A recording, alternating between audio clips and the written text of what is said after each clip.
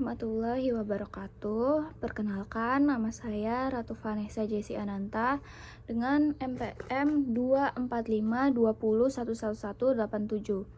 Di sini saya akan menjelaskan sedikit tentang peraturan daerah dari mulai definisi, manfaat, serta fungsi dari Perda itu sendiri. Simak penjelasan berikut ini. Yang pertama, apa itu peraturan daerah? Peraturan daerah atau Perda adalah peraturan perundang-undangan yang dibentuk oleh DPRD bersama kepala daerah, baik itu gubernur, bupati, wali kota, dalam rangka penyelenggaraan otonomi daerah. Perda merupakan yang pertama, itu ada instrumen hukum di tingkat daerah, bentuk desentralisasi kekuasaan, serta sarana mengatur kepentingan lokal sesuai kebutuhan daerah. Perda itu diatur di dalam Undang-Undang Nomor 23 Tahun 2014 tentang Pemerintahan Daerah dan juga Undang-Undang Nomor 12 Tahun 2011 tentang Pembentukan Peraturan Perundang-undangan Junto Perubahan. Nah, apa sih fungsi dan tujuan dari Perda? Fungsinya yaitu Perda memiliki beberapa fungsi utama. Yang pertama, mengatur pelaksanaan otonomi daerah. Yang kedua, menjabarkan peraturan yang lebih tinggi. Yang ketiga, menyelesaikan masalah lokal. Yang keempat, memberikan kepastian hukum di daerah. Lalu, tujuan utamanya dari Perda ini adalah meningkatkan kesejahteraan masyarakat daerah, mewujudkan pemerintahan yang efektif dan efisien, dan yang terakhir, menyesuaikan kebijakan dengan karakteristik di daerah. Nah, materi muatan Perda.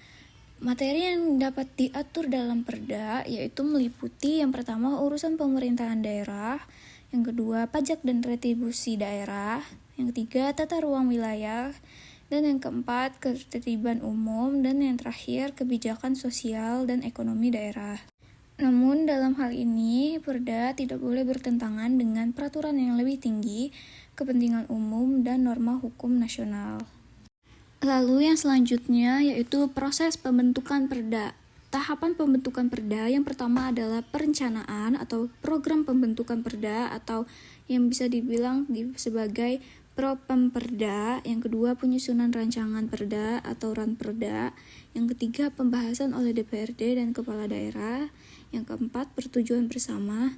Yang kelima pengesahan dan pengundangan. Lalu ada pengawasan dari Perda. Perda itu diawasi melalui yang pertama pengawasan preventif atau evaluasi sebelum berlaku. Yang kedua adalah pengawasan represif, yaitu pembatalan jika bermasalah. Nah, pihak yang berwenang ini adalah pemerintah pusat melalui Kemendagri dan Mahkamah Agung, yaitu sebagai uji material dari Perda.